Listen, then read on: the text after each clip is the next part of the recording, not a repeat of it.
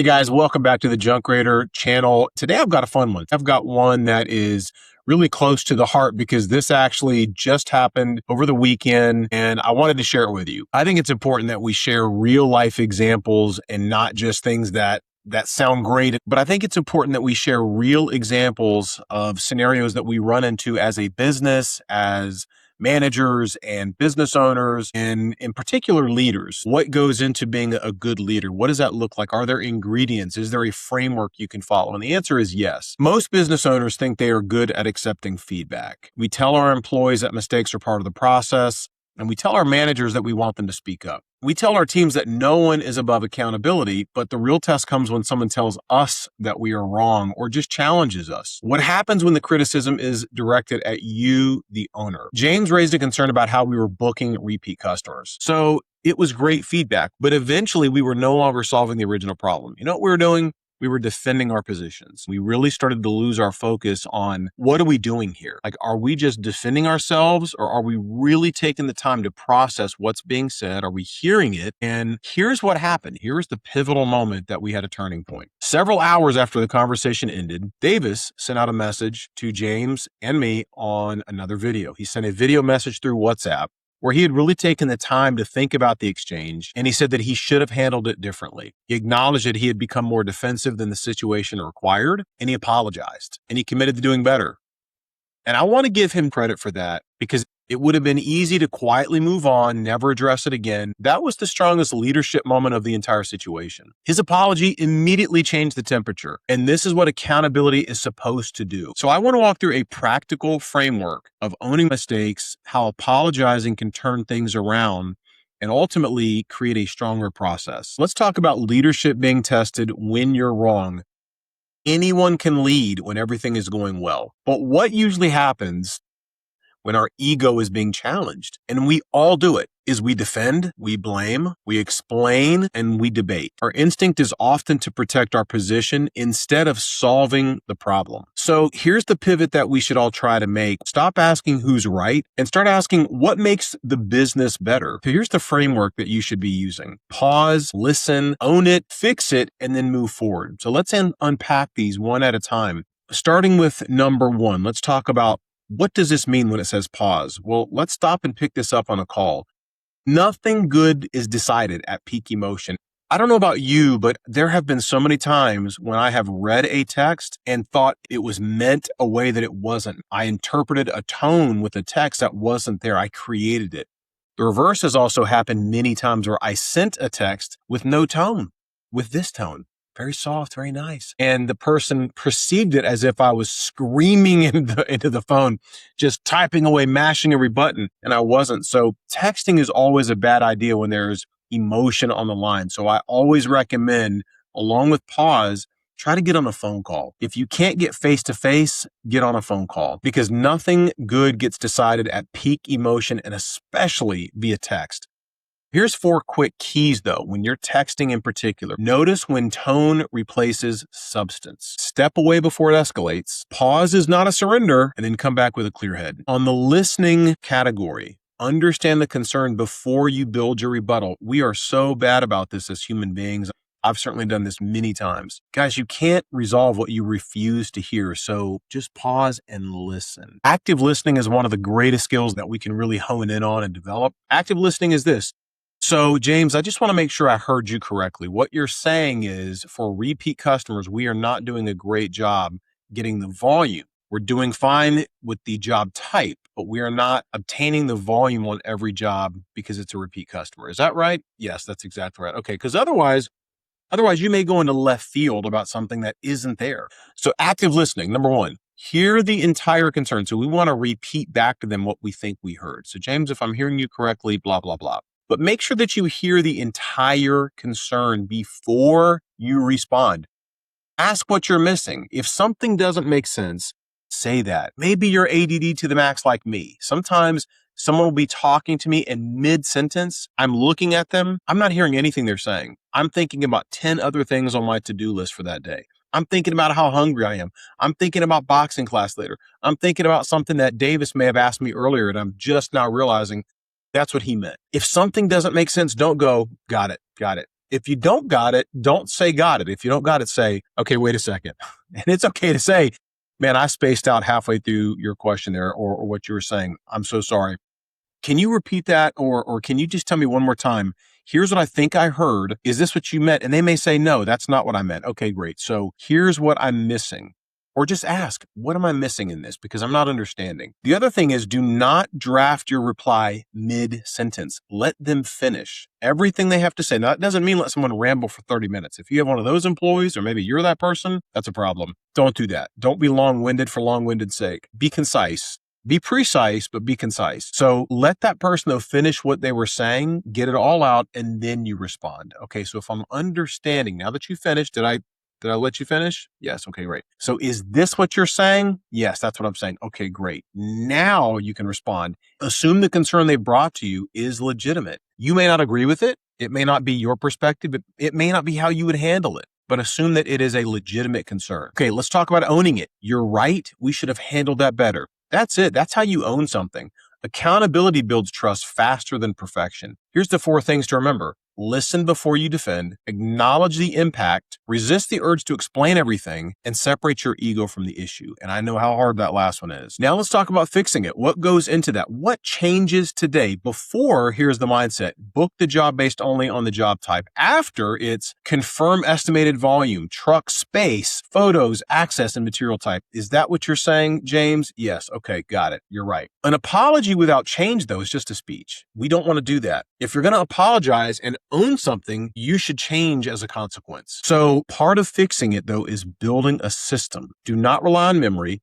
Build the lesson into the process. You ready? Here's our process. So here's how we build this into a new system. It's very simple. We go, all right, here's the new process. Estimate volume, photos or walkthrough video. In terms of volume, how would you quantify or estimate the volume? Would everything you have fit in the bed of a pickup truck? Is this the volume of like a 10 to 12 foot U-Haul truck? Would this maybe fill up a 20 or 26 foot U-Haul truck or more? That's easy. That's visually easy to quantify. That's very easy to visually understand what we're talking about. He may say, yeah, you know what, man? It's probably 2 pickup truck beds. Or he may say, it will absolutely fill up a 26 foot U-Haul truck. Okay, got it. So now we know how many truckloads we're dealing with. We know the volume play that we're dealing with. Also, is any of this stuff heavy material? Are we talking about construction debris? Is there anything especially heavy that we need to be aware of? Let's talk about the accessibility of those items. Is everything in the backyard? Is it in the garage like it normally is? Is this in the basement? Yeah, everything's in the garage except for that piano. I've got that one piano I was telling you about. It's actually upstairs. Dear God, kill me now. But this is why you want to ask those questions. You want to set your guys up for success. You don't want to expect your guys to call the customer and say, hey, Steve, get ready to head your way. Just wanted to confirm, what volume are we dealing with? Those are questions that's much easier to obtain on the front end when you're taking those calls. We've covered the required truck space. And then you want to get into the deadline of when do you need this taken care of. So now that feedback just becomes part of that process and it's easy to implement. Here's the thing, guys. When someone owns it, let them move forward. Accountability cannot work in a culture where mistakes are never forgiven. An apology does not erase consequences, but it does open the path back up. So you want to accept sincere apology. You want to not weaponize the mistake later, reinforce the improved behavior, and rebuild trust through action. A strong apology has 3 parts. I was wrong. I made this harder than it needed to be. Here's what I will do differently. It's so simple. Guys, that is so simple, but I know how hard that is for most people. You know what, James? I hear you. And here's the thing, man. I was wrong. The way I handled that situation, I was wrong. I got too upset. I got too emotional. I was arguing from a place of just defensiveness instead of really hearing your issue. You're right. It's very valid. It's easy to implement. I made this harder than it needed to be. Here's what I'm going to do differently to make sure that doesn't happen again. Or here's what I'm going to do to make sure that we resolve the issue you brought to me and that this doesn't happen again in terms of me getting too emotional or me just taking it defensively, me feeling like you're attacking me. Here's what I'm going to do next time around. Here is a non-apology. I'm sorry you felt that way. So some of you may hear that and go, man, I say that all the time. I get it. But, and we all have, but that's a non-apology. That's not actually accepting that you did anything wrong. You're deflecting. You're saying, I'm sorry you felt that way because I didn't necessarily do anything wrong. Maybe I did, maybe I didn't. I'm sorry you felt that way. An apology does not weaken your authority, by the way. It strengthens your credibility because we are all going to make mistakes. all of us. And it's better to just admit that. Your guys know you messed up, right? Your wife knows you messed up. Your brother knows you messed up. Your friend knows you messed up. The best thing you can do is own it. Go, dude, my bad. My fault. I messed that up. I did not set you up for success on that job, and I apologize. I will do better. Now, let's talk about tomorrow. Let's talk about the next job. You see how easy that was? Move right on. Remember this plays into culture, and it's what we talked about a few weeks ago when I met with HQR Junk Removal in McKinney, Texas, is culture. We talked about culture. How do you establish and maintain great culture? This is one of the ways that you can establish and maintain great culture. Your team is watching you all the time. You as the manager, you as the owner, your team is watching. Lead by example. You cannot expect employees to own mistakes if leadership never does. Pretty common sense. Leadership behavior establishes team culture, and team culture dictates customer experience. Think about it that way. Leaders model it, teams repeat it, customers feel it. When you're under pressure, pressure reveals leadership. The real test is not what you do when everything works. It's what you do when your plan falls apart. That's the real test of your character and your leadership style. Do you blame? Do you shut down, or do you adapt? Strong leaders recover quickly, they learn, and they continue working the problem. So here's how you have productive conflict. Disagreement is not the problem. Ego, disrespect, and endless defensiveness, those are the problems. Attack the problem, not the person. Move emotional conversations off of text. Again, I have made that mistake so many times in my past, and it's always a mistake. If there's emotions involved, don't do it via text because you can't hear tone. You can't accurately interpret the way they mean that. You can't see body language or facial expressions. So don't get into emotional conversations via text. Move it to a phone call, move it physically in person. If you can't do that, do a video meeting, do a virtual meeting, or even video message back and forth. Hey, I just wanted you to see and hear my tone, James, and I'm not upset about this. I didn't want it to come across like I was via text. So that's all you do. Okay, that's how you do that. Know when to pause and return focus on the solution. So let's talk about healthy communication. Know when to stop texting. Some conversations require a phone call or a face-to-face meeting. Here's the way it should go. Text, if it gets too emotional, go to a phone call. If that still isn't resolving the issue, meet face-to-face, over coffee, over lunch, break bread together. You don't want to stay mad, and even a phone call sometimes is not the best resolution. Because what's your goal? A clear decision. This is all about moving the ball forward and having the best experience you can have so that you learn from it. The longer an emotional disagreement stays in text, the easier it is to misunderstand tone and intention. Here's what should be your standard operating procedure, your SOP. Pause, listen, own your part, fix the process, and move forward. Make that be your mantra. Pause, make sure I'm taking a moment. You know, Steve Jobs was famous for this. He would get a question sometimes. He wanted to make sure he gave the most precise answer. He could have responded immediately with a answer. He wanted to make sure he was responding with the most precise answer. So how did he do that? He would pause. Oftentimes you would see him do this, or he would,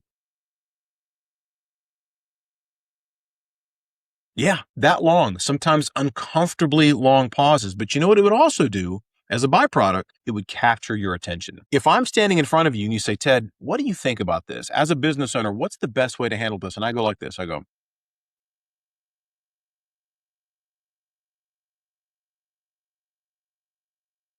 you're on the edge of your seat. What? You might start doing a little bit of this. What's happening? What's taking so long? Ted, are you there? I'm here. I'm thinking about the best way to answer that question because I want to be precise. I want to be exact in how I answer that. Here's my biggest challenge now that I've had a chance to pause and think about it. Next, listen. Active listening is even better. Listen. Okay. I hear you, James. Now, active listening is this. James, I think what you're saying is blank. Is that correct? Yes. Perfect. Well, James, next thing I want to do is own my part in all this because I dropped the ball. I did not set you up for success and I apologize. I want to work on fixing the process. So let's talk about how can we fix this and ensure this doesn't happen again? Because the next thing we want to do is move forward and move forward quickly. I don't want to waste any time in terms of blame or explanations. The goal is not to win the argument. I may lose some of you right about now, but it's the truth. The goal is not to win the argument. The goal is to make the business better. That's what you should be hyper focusing on at all times. Is this making our business better? Not, did I win? Am I right? I tell you this, you're not going to be right all the time. That's just part of being a human being. It's okay to be wrong. It's okay to acknowledge you're wrong. In fact, it is the standard you should acknowledge, I was wrong in this. I apologize. Let's fix it. Okay. Here's the real lesson though. Leadership is not the absence of mistakes. Leadership is what happens next. Step back, reflect, own your part, help everyone move forward. Pause, listen, own it, fix it, and move forward. Strong leaders are not perfect. They are accountable. I want to leave you with this.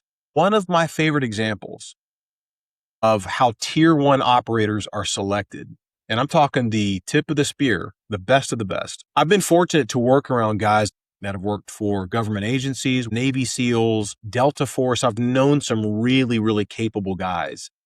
And something that fascinates me is that the selection process is designed at certain parts for them to fail. Now, why would they do that? Because the objective is not to finish the course. The objective is not to be the most accurate with this task. The whole point of the process is to see how do they handle failure? What do you do when you fail? When a course is designed for you to fail, there is no possible way to win. What do? Do you get angry? Do you just shut down? Do you get inside your own head and now you're counterproductive? The whole point of them doing this is to find out who can accept failure, learn from it, and get better. That's the point. That's what we should all be striving for in business and in general, is how can I learn from my mistakes and make myself and everyone around me better? So guys, I hope you got something great out of this. Once again, if you haven't already, check us out at junkraider.com/playbook, where we have a bunch of assets there that you can purchase to help you completely run your business from an operations manual standpoint, a marketing guide, how to manage your truck, how to manage your guys, everything you can think of to effectively run and manage your junk removal business has been accounted for at junkraider.com/playbook. So check that out. And if you haven't already checked us out on School, make sure you go to School. That's SKOOL. For those of you that don't know, go to school.com, type in Junk Raider University, and join our community. We're just growing. We're just getting started, but we've got some great conversations happening, great feedback. I also drop free resources in there. And I love to hear from other junk removal business owners. And in general, you don't have to be a junk removal business owner to join that community. So I'd love to hear from you, and feel free to leave a comment. And as always, I will see you next time.